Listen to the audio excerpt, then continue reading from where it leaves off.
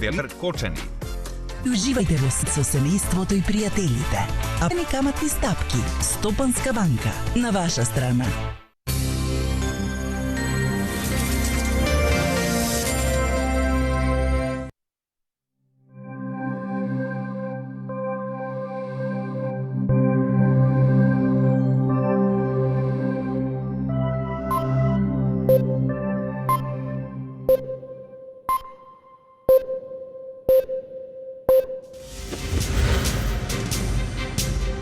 Почна гласањето во вториот круг од локалните избори. Гласаат болните, изнемоштените, затворениците.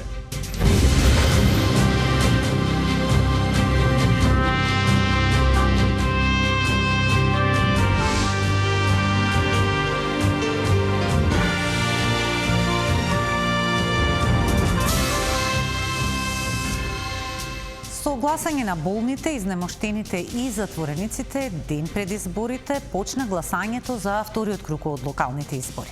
Во некои општини гласањето на болните е веќе завршено, додека во затворите гласањето трае до 19 часот. Ова е веста на денот, еве што друго ќе гледате.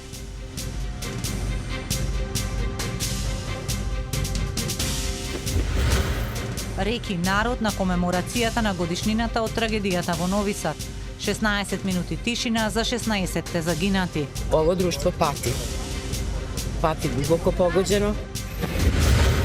Обвинение за кражба на кабли од кругот на железара, направена штета од стотици илјади евра. Раселени палестинци се борат да преживеат во централна Газа.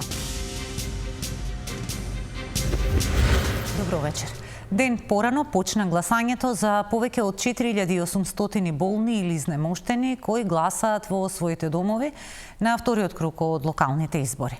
Велат дека секој треба да го искористи своето право на глас. Јас не сум способна и дома гласам. Милка Митрова од Скопско Маџирмаало денеска вака го пречека избирачкиот одбор. Вели дека секогаш гласа на избори, но веќе неколку години на масата во својот дом, откаде што преку телевизија ги следи сите изборни процеси. Граѓанска должност има секој и сите треба да гласаат, рече Митрова, пред да ги помине процедурите за гласањето. Секогаш гласаме на изборите. Не сме оставиле до ден денеска. Не сме способни 6 години ни доваѓат тука гласаме за било кој. Чекаме да ни направят путните овие стари згради, да направят нови згради, да се преселиме, берем некоја година да поживееме стари години у нови згради да бидеме. Метате ли дека секој треба да гласа кога ќе дојдат изборите? Па треба секој да искоче. Секој човек да искоче, кој што може и кој што не може. Дома нека дојдат, еве, како ја кај мене што доаѓа дома нека дојдат, нека гласаат.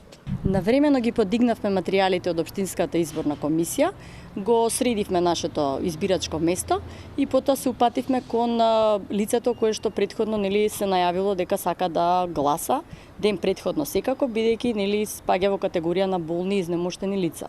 Таа е една од 4826 болни или изнемоштени лица кои можат да го остварат своето право на глас во вториот круг од локалните избори во 32 општини и во градот Скопје.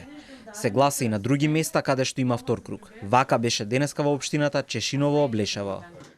Секој треба да излезе, како е така, секој треба да си го дае гласо и да биде добро за сите, за нас па и за децата. Процедурата за ваквото гласање во домашни услови е строго утврдена. Лицата морале навреме да поднесат барање до комисијата, која потоа испраќа мобилни тимови со гласачки материјал. Гласањето се одвива во присуство на членови на избирачкиот одбор, со цел да се обезбеди тајност и регуларност на постапката. Денес гласаат и затворениците. Во затворите гласањето тече без проблеми.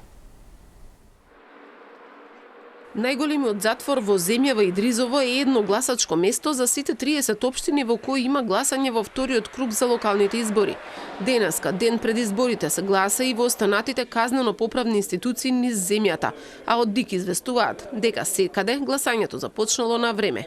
Во Идризово има 1284 затвореници, но 122 се без право на глас, бидејќи се странци. Сепак денеска можеа да гласаат само 620 затвореници, бидејќи останатите доаѓаат од општини каде нема втор круг. Јас сакав да гласам, ама ме нема листата. Ја дојдов